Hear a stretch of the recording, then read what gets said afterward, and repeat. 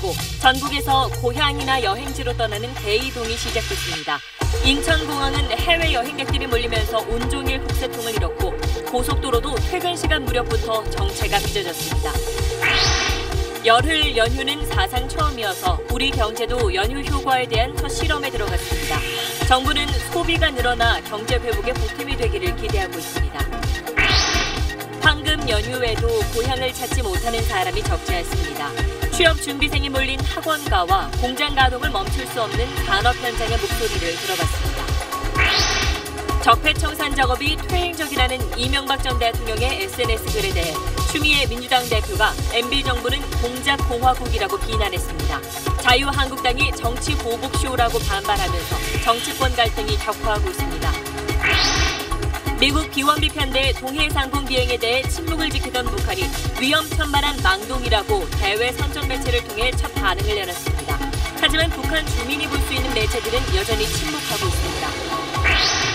북한의 EMP탄 공격에 대해 우리 기반 시설이 사실상 무방비로 노출된 것으로 국토부 조사에서 드러났습니다. 인천공항을 비롯한 전국 공항과 항만, 철도, 댐에 최소한의 매뉴얼도 없었습니다. 지난 2011년 발생한 박근혜 전 대통령 오촌 조카 간 살인 사건에 대해 경찰이 본격적으로 다시 수사하기 시작했습니다. 고소인 자격으로 출석한 고 박용철 씨 유족은 단순 친족간 사건이 아니라 제3자가 개입했다는 의혹을 제기했습니다. 공개된 장소에서 비선실세 최순실 씨를 빗대 상대를 비방했다간 형사처벌을 받을 수 있습니다. 이런 말을 했다가 법원에서 유죄 판결을 받는 사례가 잇따랐습니다. 서울 가락시장 근처 노래방들의 불법 영업 실태에 대한 보도가 나간 뒤 경찰 단속으로 업소들이 임시 휴업에 들어갔습니다. 하지만 일부 업소는 여전히 배짱 영업을 하고 있습니다.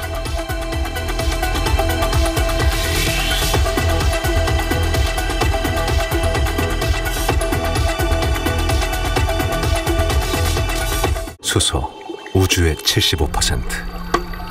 그 무한한 수소로 자동차를 달리게 하다. 현대자동차. 여러분 안녕하십니까. 역대 가장 긴 추석 연휴가 내일부터 시작됩니다.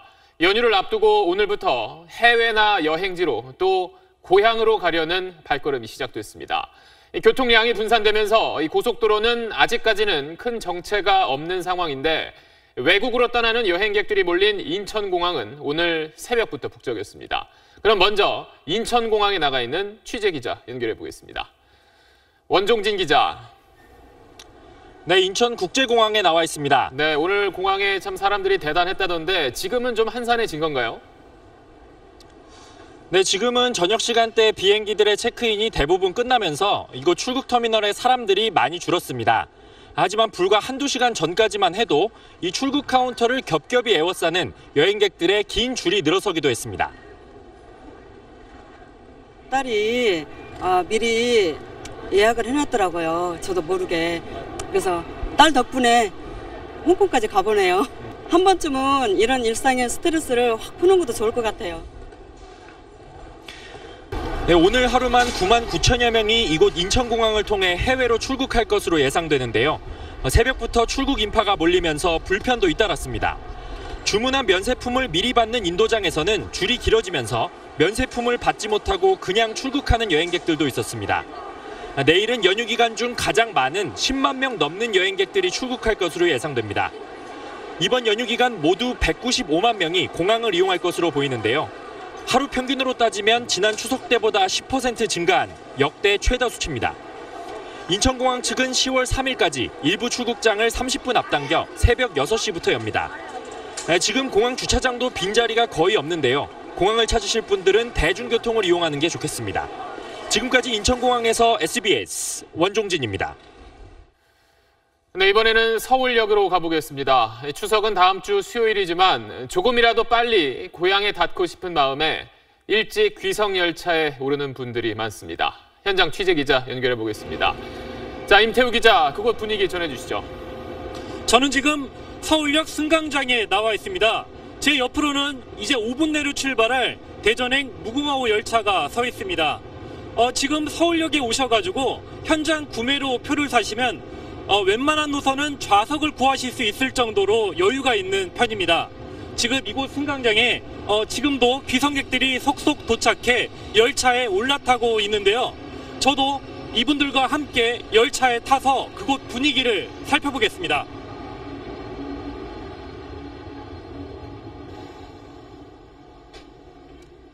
지금 열차 안에 들어왔습니다. 좌석에는 웬만한 자리에 승객들이 앉아 계시고요. 머리 위 짐칸에는 개인 짐들과 캐리어, 또 저기 멀리 빨간색 저 선물 세트까지 보입니다. 이렇게 무거운 짐가방들을 가져왔는데도 열흘이나 되는 긴 연휴를 즐길 수 있다는 생각에 이렇게 좀 즐거운 마음으로 표정도 밝으신 것 같습니다. 코레일은 이번 연휴 하루 평균 40만 명이 철도를 이용할 것으로 보고 있습니다. 이번 연휴는 길지만 아무래도 해외로 빠져나가시는 분들이 많다 보니까 작년보다 전체 이용객이 올해 좀 조금 줄 것으로 보고 있습니다. 지금까지 서울역에서 SBS 임태우입니다. 네, 또 이번 연휴에는 국내 관광을 계획한 분들도 많습니다. 유명 관광지는 지금 손님 맞을 준비로 들썩이고 있는데 이번 연휴 기간 빈방 찾기가 쉽지 않을 것 같다고 합니다. 이 소식은 조재근 기자가 전해드리겠습니다. 이제 막 도착한 열차에서 승객들이 쏟아져 나옵니다. 귀성객에 관광객까지 몰리면서 서울에서 부산까지 가는 열차는 오후부터 대부분 매진됐습니다. 연휴가 길어서 부산 온 김에 태종대 쪽 가서 가족들과 함께 오붓한 시간을 보내려고 합니다. 주요 관광지도 손님 맞이로 들썩이고 있습니다. 푸른 바다 위를 가로지르는 케이블카를 타고 아찔한 재미를 만끽합니다. 추석 연휴를 맞아 관광객들이 몰릴 것으로 보고 케이블카 운행 시간도 밤 11시까지 1시간 더 연장했습니다. 강원도 동해안의 이 리조트도 9월 말이면 문을 닫는 야외 물놀이장을 추석 연휴 마지막 날까지 운영하기로 했습니다. 극성수기 주중 수준으로 입장객 유입이 예상되어 저희들이 모든 인력이나 수상안전, 편의시설 인력을 하계 성수기에 준한 수준으로 해갖고 준비하고 있습니다. 강원도 동해안의 대형 숙박업소 대부분은 물론 바닷가 소나무숲에 조성된 이 캠핑장도 연휴 기간 내내 예약률이 100%에 가깝습니다. 여기서는 한 2박 3일 있고 또 다른 곳으로 가서 시간을 더 보내다가 그리고 이제 추석 명절 기간에는 또 가족들 친지들 모임에 가도록 하려고 왔습니다. 유례 없이 긴 연휴에 관광지마다 기대감이 커지고 있습니다. SBS 조재근입니다.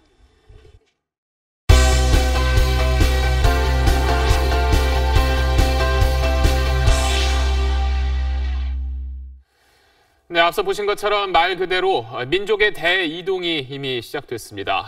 정부는 이번 연휴가 긴 만큼 소비도 늘어나서 경제를 살리는 데 보탬이 되길 기대하고 있습니다.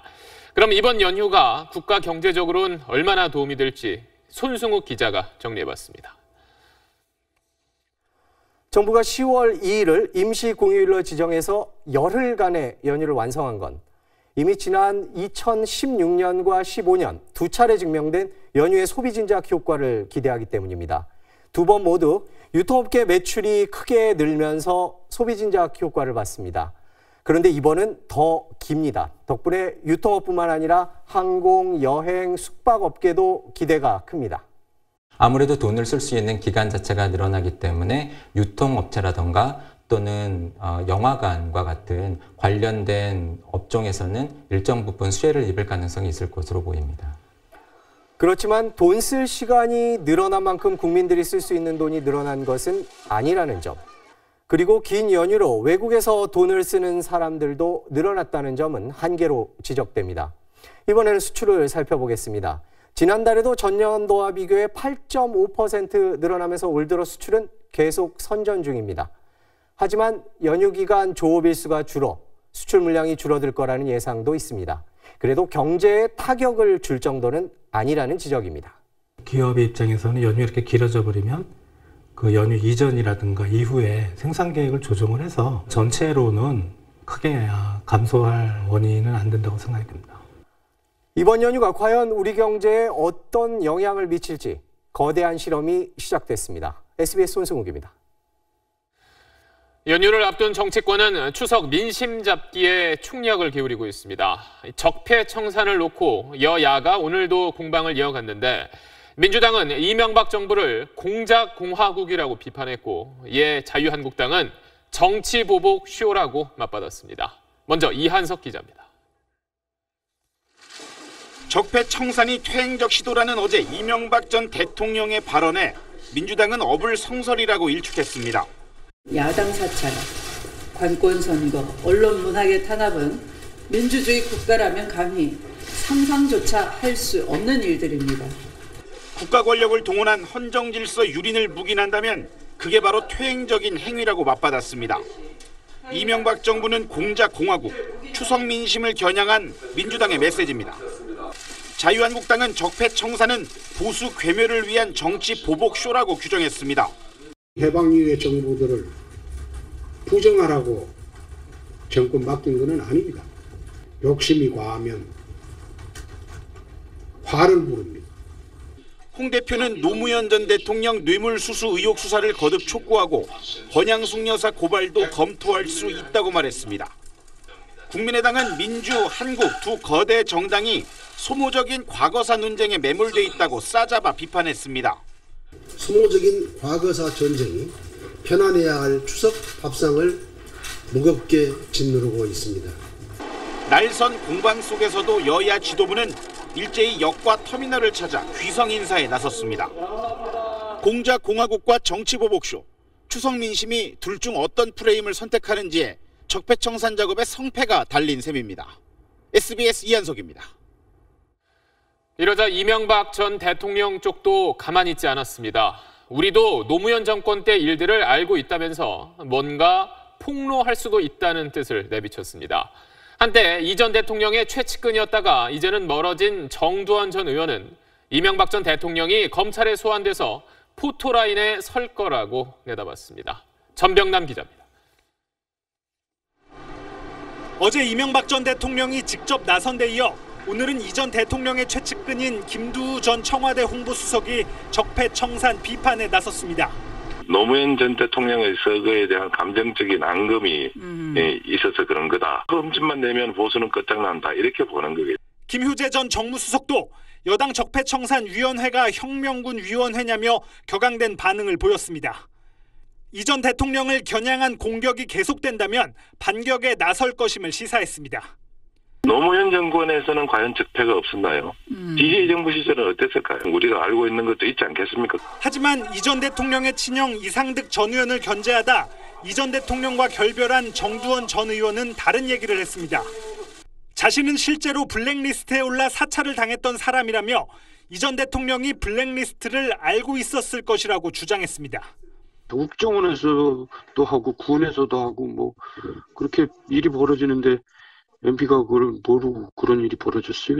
이 전 대통령이 결국 검찰에 소환돼 포토라인에 설 거라고 예상했습니다. 다만 진술 외에는 특별한 증거가 없어서 이 전 대통령에 대한 법적 처벌은 쉽지만은 않을 거라고 말했습니다.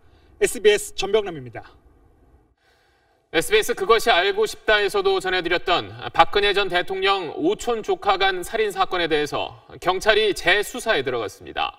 유족들은 지금까지 수사 결과와 달리 제3자가 개입한 의혹이 있다고 주장했습니다. 잠시 뒤 자세히 전해드립니다.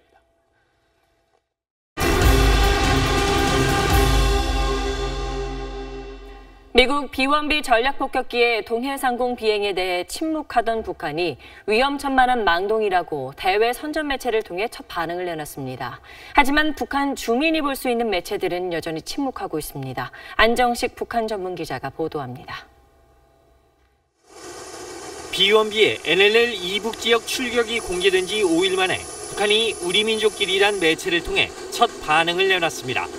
B-1B 출격이 한반도 정세를 최극단으로 몰아가려는 위험천만한 망동이자 추호도 묵과할 수 없는 반북 도발이라고 비난의 목소리를 높였습니다. 미국의 호전적 객기가 천만 국민의 보복 열기를 무섭게 분출시키고 있다고도 주장했습니다. 하지만 북한이 입장을 발표한 우리 민족끼리는 대외 선전 매체로 보복 열기에 들끓고 있다는 천만 국민은 정작 이 보도를 볼 수 없습니다. 북한은 일반 주민이 볼 수 있는 노동신문이나 조선중앙TV에는 여전히 B-1B의 북한 동해상공 출격 사실을 보도하지 않고 있습니다. B-1B 출격에 아무 대응을 하지 못한 북한이 사실을 공개하는 데 부담을 느끼는 것으로 보입니다. 대신 북한은 트럼프 미 대통령이 인류의 수치라는 특별 프로그램까지 편성해가며 트럼프 비난에 열을 올리고 있습니다. 핵전쟁 미치광이 트럼프의 비참한 종말은 시간 문제로 되고 있다고. 미국을 비난하면서도 미국의 공세적인 군사행동은 감춰야 하는 다소 어정쩡한 상황이 북한의 복잡한 속내를 대변하고 있습니다. SBS 안정식입니다. 한순간 전자회로를 태워버린다는 북한의 EMP탄 공격에 대해 우리 군 대비 태세가 부족하다는 소식 전해드렸는데 민간 주요 시설은 아예 무방비로 노출된 상태입니다. 인천공항을 비롯한 전국 공항과 항만, 철도, 댐 같은 기간시설 대부분에 최소한의 매뉴얼조차 없었습니다. 강청환 기자입니다. 북한의 EMP탄은 전자기파를 대량 방출해 반경 내 전자기기, 통신, 전력망에 전자회로를 태우는 무기입니다.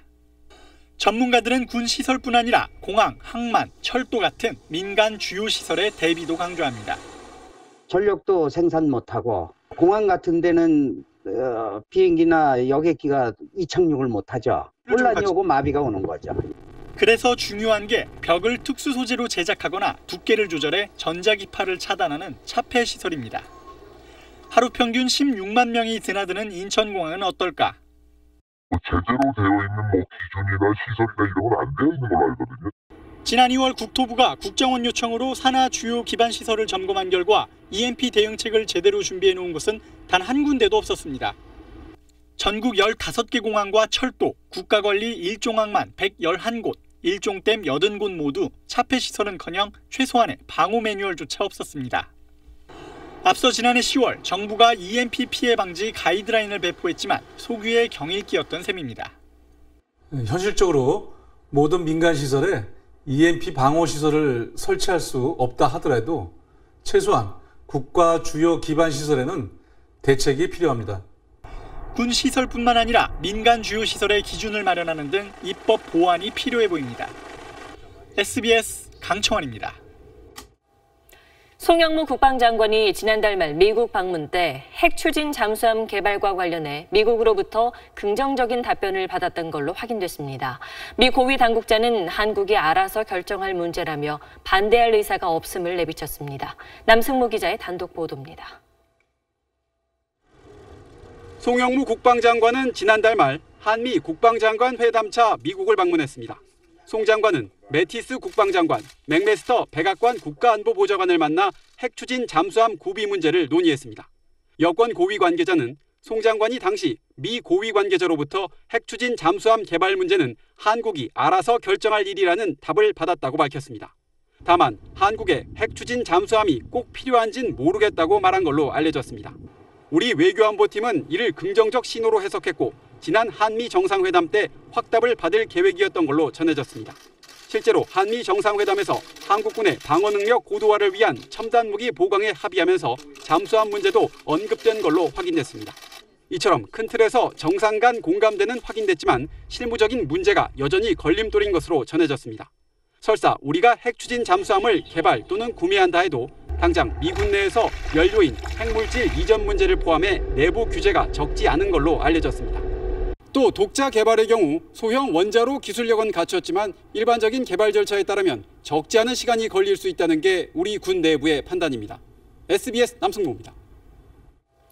중국의 사드 보복 여파로 현지에 진출한 우리 기업들이 큰 어려움을 겪고 있죠. 그런데 다음 달 초에 부임하는 노영민 신임 주중 대사가 중국에서 우리 기업이 철수하는 건 사드 때문이 아니라 기업 경쟁력 문제라는 취지의 발언을 해 논란이 일고 있습니다. 김웅수 기자의 보도입니다. 다음 달 10일 부임하는 노영민 신임 주중대사는 오늘 기자간담회 자리에서 최근 중국 내 기업과 교민들이 어려움을 겪는 건 꼭 사드 보복 때문이 아닌 복합적인 요인이 있다고 밝혔습니다. 예를 들어 이마트의 철수는 그 이전에 결정된 것으로 사드 보복과 전혀 관계가 없다고 밝혔습니다. 롯데마트 철수와 관련해서도 신동주, 동빈 형제 간 싸움의 고리도 대중국 투자 실패였다며 철수 결정의 이유를 사드 보복보다는 경영 실패로 돌리는 듯한 발언을 했습니다. 중국의 경제 보복이 노골화된 상황에서 이런 발언이 나온 배경에 대해선 중국과 관계 개선을 위한 정치적 고려가 담긴 것 아니냐는 관측도 나옵니다. 다음 달 중국의 19차 당대회가 끝나면 정부 차원의 관계 개선과 한중 정상회담 추진 움직임이 본격화할 가능성이 큰 만큼 신임 대사로서 미리 외교적 여지를 넓히는 발언이 아니냐는 겁니다. 하지만 그렇다 하더라도 중국의 도를 넘은 경제 보복 조치와 이에 대한 국민 정서를 고려했을 때 적절한 발언은 아니라는 지적이 나오고 있습니다. SBS 김웅수입니다. 박근혜 전 대통령의 오촌 조카 간 살인 사건에 대해 경찰이 재수사에 착수했습니다. 유족들이 제3자에 의한 청부 살인 의혹을 제기하며 고소장을 낸 데 따른 겁니다. 먼저 어떤 사건이었는지 김기태 기자가 보도합니다. 지난 2011년 9월 6일 당시 유력 대선 주자였던 박근혜 전 대통령의 오촌 조카 두 사람 박용철, 박용수 씨가 잇따라 숨진 채 발견됐습니다. 박용철 씨는 북한산 등산로에서 흉기에 찔린 채로 사촌형인 용수 씨는 거기서 3km 떨어진 산속에서 목을 맨 상태였습니다. 경찰은 당시 돈 문제로 형 용수 씨가 동생 용철 씨를 살해한 뒤 스스로 목숨을 끊었다고 결론냈습니다. 하지만 유족은 두 사람의 사이가 좋았고 부검에서 두 사람 모두에게 수면제 성분이 나온 점, 체구가 적은 용수 씨가 유도 선수 출신인 용철 씨를 제압하기는 어렵다는 점 등을 들어 수사 결과에 의문을 제기해왔습니다. 제3의 유력 인사가 개입한 청부살인이란 의혹도 나왔습니다. 특히 용철 씨는 당시 유경재단을 놓고 박지만 씨가 박근영 씨의 남편 신동욱 씨를 위협했다는 증언에 이어 증거까지 내놓겠다고 하던 상황이어서 의혹은 더욱 증폭됐습니다. SBS 김기태입니다. 고 박용철 씨의 유족은 오늘 경찰에 나와 고소인 조사를 받았습니다. 6년 전 사건이 친족 간의 단순한 살인 사건이 아니라 제3자가 개입한 의혹이 있다며 새로운 증거와 증인이 있다고 말했습니다. 이성훈 기자입니다. 고 박용철 씨의 둘째 아들과 부인이 서울지방경찰청 광역수사대로 들어섭니다. 조사에 앞서 취재진 앞에선 아들은 단순한 살인 사건이 아니라고 강조했습니다. 이 사건이 친족 간에 일어난 단순 살인 사건이나 자살 사건이 아니라고 보고 있거든요. 또 이제 새로 드러난 정황들이 있고 증거들이 있고 또 증인들이 있습니다. 또 제3자의 개입이 있었다면서 누군지 밝히긴 조심스럽다고 말했습니다. 제3자가 개입됐다는 의혹 같은 게 있는데 생각하는 분이 있긴 한데 저희가 조사를 마치고 좀 조심스럽습니다. 밝히기는. 네. 경찰은 오늘 두 사람을 고소인 자격으로 조사하는 것을 시작으로 본격 재수사에 착수했습니다. 두 사촌 형제의 죽음의 과정을 다시 밝히는 것에 더해 그 배경까지 재수사 대상으로 삼을진 아직 결정하지 않은 상태입니다. 오늘 유족이 경찰에 어떤 새로운 증거와 증인을 제시하느냐에 따라 수사의 폭에 영향을 미칠 것으로 보입니다. 지난 7월 검찰은 개인정보 보호를 이유로 공개하지 않았던 통화 내역 수사 기록을 유족들에게 복사해 전달했습니다. 검찰 측은 박용철 씨의 통화 내역을 다시 살펴봐도 의미 있는 내용은 없었다고 선을 긋기도 했습니다. SBS 이성훈입니다. 공개된 장소에서 최순실 같다라거나 당신이 최순실이냐며 상대를 비방했다간 형사처벌을 받을 수 있습니다. 실제 이런 말로 타인을 모욕해 법원에서 유죄 판결을 받는 사례가 잇따르고 있습니다. 류랑 기자의 보도입니다. 지난해 12월 30대 남성 A씨는 직장 동료인 여성 B씨에 대해 모 주임에 대한 소문 유포자다, 거짓말을 한 게 한두 번이 아니다라고 다른 동료에게 험담했습니다. B씨의 가정사를 비하하고 입에 담기 힘든 욕설도 덧붙였습니다. 이틀 후엔 동료들이 지켜보는 가운데 B씨에게 직접 진실이 밝혀졌으니 회사를 관둬라, 내가 최순실이냐라고 말했습니다. B씨는 이런 언사들에 대해 A씨를 모욕죄로 고소했고 법원은 유죄를 인정해 벌금 150만 원의 형을 선고했습니다. 지난해 11월에도 한 50대 남성이 여러 행인 앞에서 무료 급식 모금 활동 중인 사람에게 시민들 돈을 갈취한다, 최순실 같은 이라며 욕설하고 난동을 부리는 등의 혐의로 징역형을 선고받았습니다. 두 사건 모두 판결문에 최순실이란 이름을 써서 비방한 말을 적시해 모욕죄를 인정하게 된 주된 요소임을 분명히 했습니다. 모욕죄는 사람의 사회적 평가를 저하시키거나 명예 감정을 훼손하면 성립하는 범죄입니다. 법원이 최순실을 빗대서 표현한 것은 모욕죄가 성립한다고 본 것입니다. 국정농단의 핵심 인물로 재판을 받고 있는 최 씨의 이름이 상대를 모욕하는 부정적 상징 기호라는 점을 법적으로 인정한 셈입니다. SBS 유련입니다. 다음 소식입니다. 오늘 오후 제주공항을 이륙하려던 여객기가 고장으로 멈춰서는 바람에 공항 활주로가 2시간 가까이 폐쇄됐습니다. 항공기 16편이 회항하고 수십 편이 계속 지연 운항되면서 많은 분들이 연휴 계획에 차질을 빚었습니다. JIBS 신윤경 기자입니다. 제주국제공항 활주로입니다. 제주항공 항공기 한 대가 멈춰 있습니다. 다른 항공사 항공기 10여 대도 계류장에서 움직이지 않습니다. 예정대로라면 한창 비행기가 뜨고 내려야 할 시각입니다. 하지만 이륙해야 할 비행기에서 이상이 확인되면서 공항 기능이 사실상 마비됐습니다. 오늘 오후 3시 반쯤 승객 185명을 태우고 부산으로 출발하려던 제주항공 7시 510편이 동서 활주로에서 멈춰섰습니다.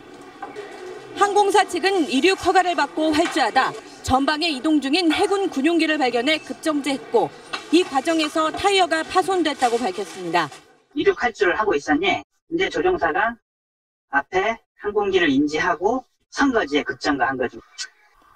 제주지방항공청은 정확한 사고 원인을 파악하고 있다고 전했습니다. 해당 항공기에 탔던 승객들은 2시간 가까이 비행기에서 기다리며 놀란 가슴을 쓸어 내려야 했습니다. 기장은 아무 얘기도 안 해줬어요. 계속 왔다 갔다 계속 하더라고요. 보니까 죽는 줄 알았습니다. 활주로 운항은 2시간여 만인 오후 5시 13분부터 재개됐습니다. 그러나 이 시간 동안 16편의 항공기가 회항했고 줄줄이 예정됐던 항공기 운항에 차질을 빚으면서 50편 넘는 항공기가 지연 운항돼 승객 불편이 이어지고 있습니다. JIBS 신윤경입니다. 전북 전주에서 시내버스가 전신주 2개를 잇따라 들이받아 승객 10여 명이 다쳤습니다. 이 사고 버스 기사는 브레이크가 말을 듣지 않았다면서 급발진을 주장하고 있습니다. JTB 나금동 기자입니다. 시내버스 앞부분이 종이장처럼 구겨졌습니다. 버스 지붕 위에는 부서진 전신주가 올라가 있고 고압선은 인도 위에 널브러져 있습니다. 사고의 충격이 얼마나 컸던지 콘크리트 전신주는 가루처럼 부서졌습니다. 수십 명을 태운 버스가 전신주를 들이받았습니다. 보시는 것처럼 전신주는 두 동강이 났습니다. 사고가 난 건 오늘 오후 2시 40분쯤. 승객 20여 명을 태운 시내버스가 전신주 2개를 잇따라 들이받더니 가로수까지 받고서야 가까스로 멈춰섰습니다. 이 사고로 승객 11명이 크고 작은 부상을 입어 병원 치료를 받고 있습니다. 가로수를 들이받고 그 다음에 좀 더 강하게 간 다음에 저쪽 벤츠전시장 옆으로 있잖아요. 그쪽에서 한번 들이받고. 버스 기사는 급발진 때문에 사고가 났다고 주장하고 있습니다. 갑자기 속도가 빨라진 걸 느꼈어요. 그래서 브레이크를 밟았는데 안 막는 거예요. 쓰러진 전신주에서 불꽃이 튀고 사고 버스에서 연료용 가스까지 새어나오자 경찰은 주변 도로의 통행을 4시간가량 통제하고 사고를 수습했습니다. 경찰은 버스 운전기사 말대로 급발진인지 아니면 과속을 했는지 등을 조사하고 있습니다. JTB 뉴스 나금동입니다. 살인 개미로 불리는 맹독성 붉은 도깨미가 국내에선 처음으로 부산에서 발견됐습니다. 부산 항에 들어온 화물을 통해 국내에 유입된 걸로 보입니다. 장세만 기자가 취재했습니다. 어제 부산항 컨테이너 야적장 인근에서 발견된 붉은 도깨미입니다. 검역본부 검사원들이 시멘트 바닥 사이 풀이 난 흙에서 도깨비 20여 마리를 발견한 겁니다. 컨테이너 바닥 통로변 쪽에 잡초들이 이렇게 자라고 있는데요. 뿌리 쪽을 이렇게 뒤집어 보다 보니까 개미들이 있었습니다고요. 검역본부는 해외에서 들어온 컨테이너 화물 속에 묻어들어온 도깨미가 야적장으로 빠져나온 것으로 보고 있습니다. 남미가 원산지인 붉은 도깨미는 보통 개미보다 조금 큰데 동식물을 가리지 않고 먹어치우는 데다 번식력도 강합니다. 붉은 도깨미 엉덩이에 난 침에 쏘이게 되면 말벌에 쏘인 것처럼 붓고 심하면 현기증과 호흡 곤란 등의 쇼크 증상을 보이다가 사망에 이르기도 합니다. 일본에선 지난 5월 이 도깨미가 고베항 등 서부에 상륙한 뒤 동쪽으로 빠르게 퍼지면서 도쿄마저 위협하기도 했습니다. 手の震えであるとか、吐き気とか、めまいとか、動向に障害が出るんで、視界が狭まったりする症状が出まして。 미국에서만 해마다 1,000만 명 정도가 물리고 사망자도 100명이 넘습니다. 광역본부는 부산항뿐 아니라 다른 항만에서도 도깨미가 유입됐을 가능성이 있는 것으로 보고 전국 항만에서 예찰과 소독 검사를 강화하기로 했습니다. SBS 장세만입니다.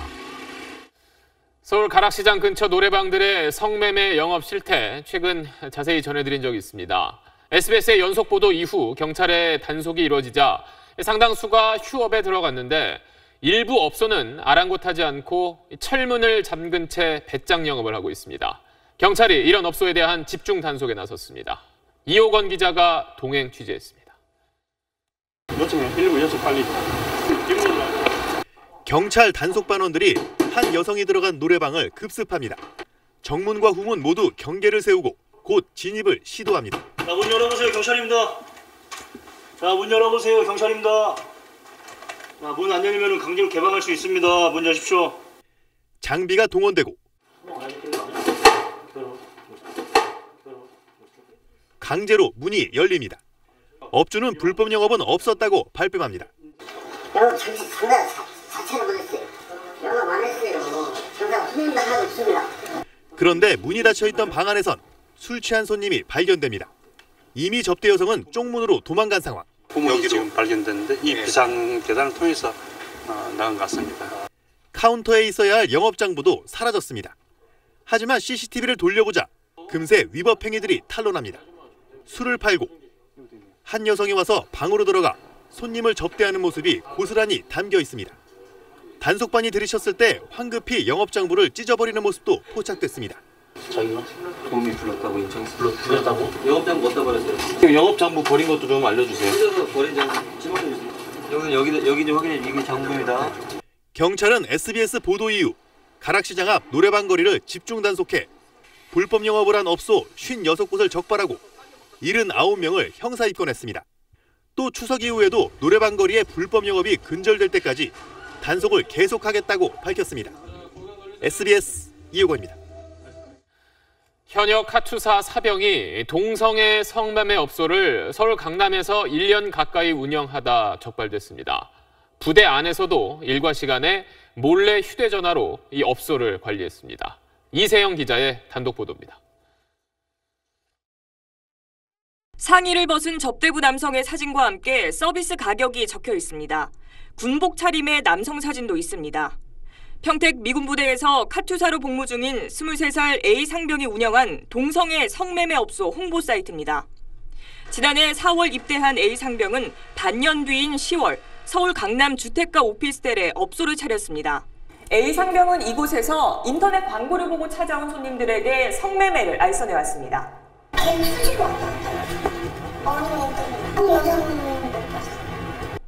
A 상병은 버젓이 부대 안에서 업소를 관리했습니다. 부대 내 사용이 금지된 휴대전화로 일과 시간에 직원들에게 업무 지시를 내렸습니다. 또 카투사는 외출이 비교적 자유로운 점을 노려 주말마다 업소를 찾았습니다. 이런 식으로 지난 1년 새 하루 평균 100만 원 정도 수익을 챙겼습니다. A 상병은 군경 수사팀의 수사방이 좁혀오자 어젯밤 헌병대에 출석해 혐의를 인정했습니다. 우리 군 기강이 얼마나 해이한지 보여주는 단적인 사례라고 생각합니다.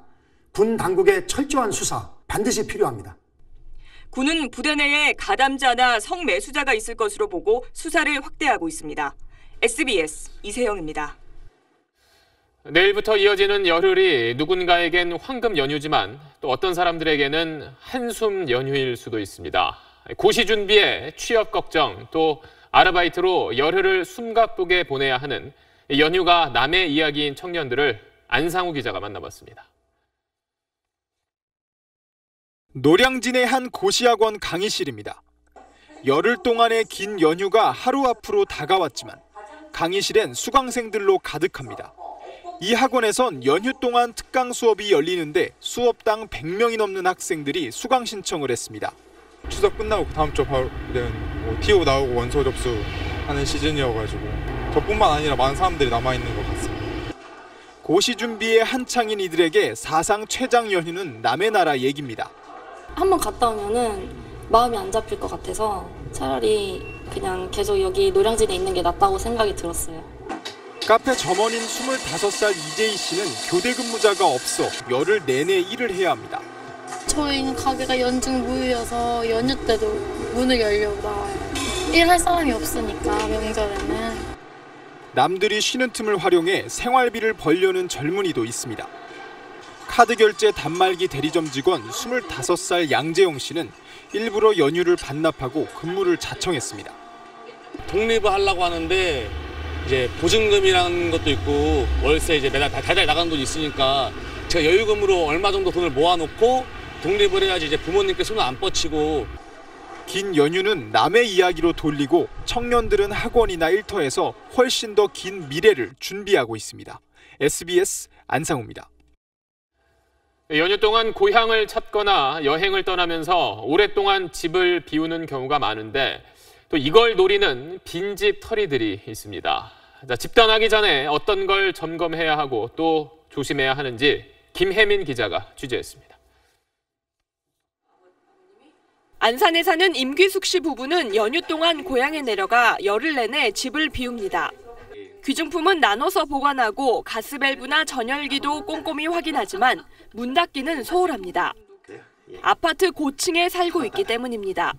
저희는 어디 갈 때 문을 그렇게 막 단속을 안 하고 그냥 평상시에 하던 대로 문은 하여튼 그렇게 막 꼭꼭 잠그고 그러진 않아요. 한계가 돼야 되니까 일단은.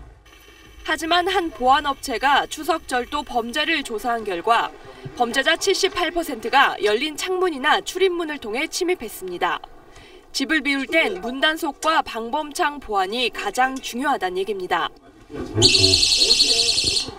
창문이 열리면 시끄러운 소리가 나는 알림 경보기도 인근 지구대에서 무료로 배포하고 있습니다. 전자기기를 이용해 빈집이 아닌 것처럼 보이게 할 수 있습니다. TV의 켜짐이나 꺼짐 예약 기능을 설정해 두거나 평소 안 쓰는 휴대폰을 이렇게 집안이 잘 보이는 곳에 설치해 CCTV로 활용할 수도 있습니다. CCTV 기능이 있는 애플리케이션을 다운로드한 뒤 휴대폰 2대를 연동시키면 됩니다. 또 현관문 비밀번호를 바꾸고 신문이나 우편물 등이 쌓여있지 않도록 해야 합니다. 절도 범죄가 가장 많이 일어나는 시기는 추석 연휴 첫날부터 명절 당일까지. 시간은 자정부터 새벽 6시 사이입니다. SBS 김혜민입니다. 로봇 태권브이로 둔갑한 김관진 전 국방장관이 야당 정치인들을 종북 세력이라며 뿌리 뽑는다는 이 선전물, 국군 사이버사 심리전단이 만든 겁니다. 북한의 대남 심리전을 막는 게 본연의 임무인데 대통령과 장관을 칭송하는 정치 활동에 골몰한 흔적들입니다. 사이버사가 이런 불법 합성물을 만들어 유포한 건 박근혜 정부 시절까지도 계속됐습니다. 박하정 기자의 단독 보도입니다. 한미연합사령관이 인정한 군사적 천재, 손자병법의 달인. 한 인터넷 게시물에서 박근혜 정부 초대 국방장관으로 지명됐던 김병관 후보자를 칭송하는 문구입니다. 무기 중개업체 로비 등 당시 수탄 의혹이 제기됐지만 3월이면 의혹이 다 해결된다고 주장합니다. 국군 사이버사의 이른바 김병관 보위 작전의 결과물입니다. 그 작전명을 가지고 제가 거의 한 40일 한 걸로 알고 있습니다. 선전문의 주장과 달리 김 후보자는 3월에 낙마했습니다. 노골적으로 대통령을 띄우기도 했습니다. 한복을 입고 미국을 방문한 박근혜 당시 대통령을 두고 아름답다며 찬사를 보내고 성스러운 인물처럼 표현하기도 했습니다. 심리전단이 2012년 대선 뒤에도 정치 공작을 계속했다는 증거인데 대선 댓글 공작에 관련된 인물들은 청와대로 승승장구했습니다. 연재욱 전 사이버사령관은 청와대 국방비서관이 됐고 김관진 전 장관도 박근혜 정부 임기 내내 국방장관과 청와대 안보실장을 지냈습니다. 사이버사의 불법 정치 공작이 언제까지 계속됐고 누가 더 관여했는지 국방부 재조사와 검찰 수사에서 규명돼야 할 것으로 보입니다. SBS 박하정입니다. 틸러슨 미 국무장관이 오늘부터 3박 4일 일정으로 중국을 방문했는데 이에 앞서 SBS 취재진이 노어트 미 국무부 대변인을 단독 인터뷰했습니다. 틸러슨의 이번 중국 방문 의미를 워싱턴 손성민 특파원이 보도합니다. 트럼프 행정부의 최우선 안보 현안은 북한의 핵과 미사일 위협이다. 노트 대변인은 틸러슨 국무장관의 방중 목적 역시 여기에 초점이 맞춰져 있다고 설명했습니다. Secretary Tillerson is very focused on that. We are calling for the world to do more to help, to put pressure on North Korea. 공조의 핵심은 중국을 통한 북한의 자금 루트를 완벽하게 틀어막는 일입니다. We have asked China, as we have many other countries, start to contribute to help out so that not as much money goes into North Korea. 노트 대변인은 한반도 상황의 안정적 관리도 강조했습니다. All our Koreans are worried about so-called rhetoric bomb between the United States and North Korea. We are on your side. We will be there for you. We understand the concerns and the fear. 틸러슨 장관의 방중을 앞두고 중국이 북한 기업 회세를 통보하는 등 이례적으로 강한 대북 조치를 내놓은 점을 미국은 긍정적으로 평가하고 있습니다. 손턴 국무부 차관보 대행은 중국의 대북 정책이 바뀌고 있다고 평가했습니다. 일각에선 미국의 압박을 피하기 위한 보여주기식 조치라는 평가도 있지만 멀게만 보이던 미국과 중국이 최근 부쩍 손발을 맞추려는 분위기입니다. 워싱턴에서 SBS 손성민입니다. 신용카드를 쓰면 단말기가 공짜라는 말에 휴대전화 개통하면서 신용카드까지 만드는 경우 적지 않습니다. 하지만 실제로 할인받은 평균 금액을 확인해 보니 통신사 설명과는 거리가 멀었습니다. 김수형 기자가 취재했습니다. 이동통신사 홈페이지에 나와 있는 갤럭시 노트 8을 공짜로 사는 방법입니다. 제휴카드를 만들어 사용하는 게 필수 조건입니다. 가게에서 보여줬어요. 이렇게 이 카드를 쓰면은 얼마큼 할인되고 얼마큼 더 절약할 수 있다, 세이브할 수 있다. 통신사 제휴 신용카드는 모두 61종류, 가입자는 380만 명이 넘습니다. 대부분 전월 사용 금액이 30만 원 혹은 70만 원 이상 돼야 일정 금액을 돌려받는 까다로운 조건입니다. 금융감독원이 통신 제휴 카드를 전수조사했더니 통신사들이 광고하는 최대 할인 금액에서 SK텔레콤은 36%, KT는 45%, LGU+는 39%밖에 실제 할인을 받지 못하는 걸로 나타났습니다. 일부 카드는 한 달 평균 할인 금액이 몇백 원에 불과한 경우도 있었습니다. 통신사들이 광고하는 카드 할인 금액은 최대 혜택일 뿐이지 소비자들이 실질적으로 할인받는 평균 금액과는 큰 차이가 있다는 얘기입니다.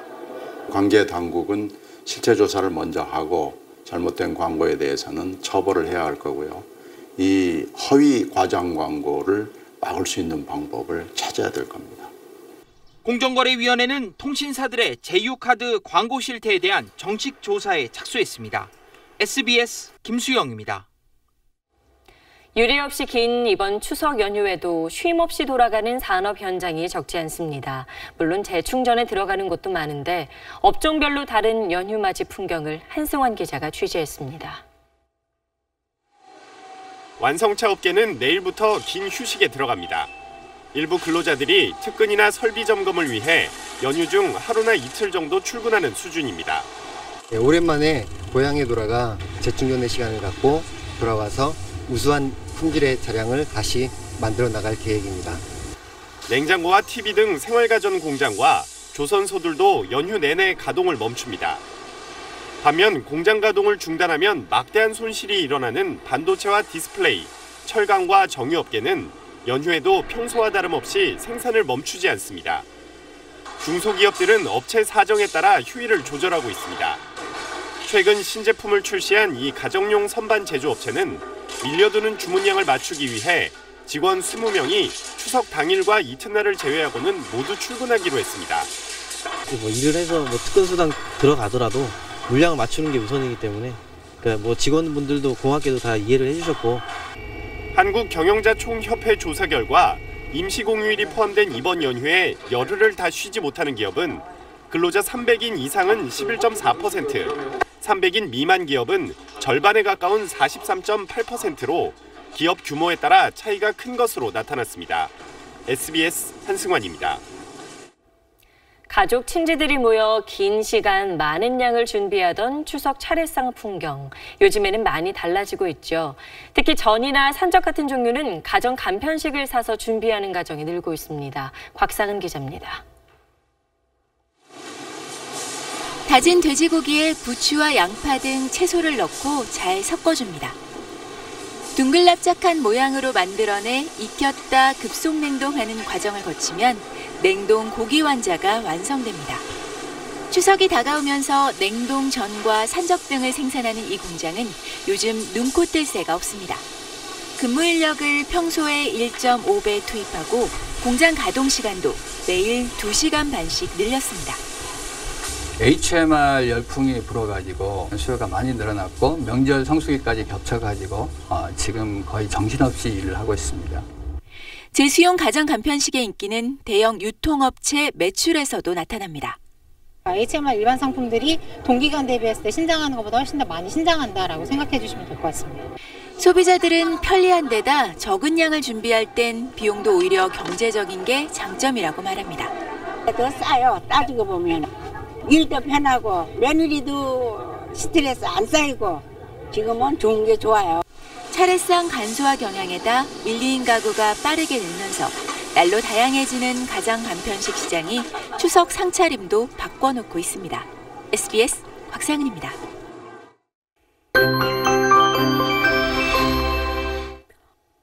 쾌청한 하늘에 서늘한 바람, 깊어가는 가을을 느끼기에 충분한 하루였습니다. 이제 주말과 긴 연휴를 앞두고 있는데요. 내일은 맑은 하늘에 기온도 오늘보다 높아지겠습니다. 10월의 첫날인 일요일에는 서해안 지방부터 비가 내리겠습니다. 밤에는 전국으로 확대되겠는데요. 이 비는 월요일까지 이어지겠습니다. 추석날은 간간히 구름만 지나면서 구름 사이로 보름달을 보실 수가 있겠는데요. 밤 늦게까지 바깥에 계신다면 서늘한 밤 공기에 대비하셔야겠습니다. 연휴 후반에는 맑고 서늘한 전형적인 가을 날씨가 펼쳐지겠습니다. 내일 새벽 서울을 포함한 수도권과 영서지방에 비가 살짝 지나겠지만 큰 불편은 없겠습니다. 이후로는 맑은 가운데 한낮 기온도 오늘보다는 4, 5도 정도 높겠습니다. 연휴 기간 특히 아침, 저녁으로 춥습니다. 큰 일교차에 유의하시기 바랍니다. 날씨였습니다. 명절 때 오랜만에 만난 친척끼리 결혼 안 하니, 취업은, 또 대학은 이런 거 많이 물어봅니다.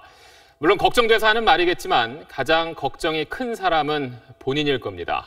걱정 대신 격려 한마디면 충분합니다. 자, 풍성한 추석 연휴 보내시고 쉬지 못하는 분들도 힘내시기 바랍니다. 저희도 다음 주 월요일 돌아오겠습니다. 뉴스 마칩니다. 고맙습니다.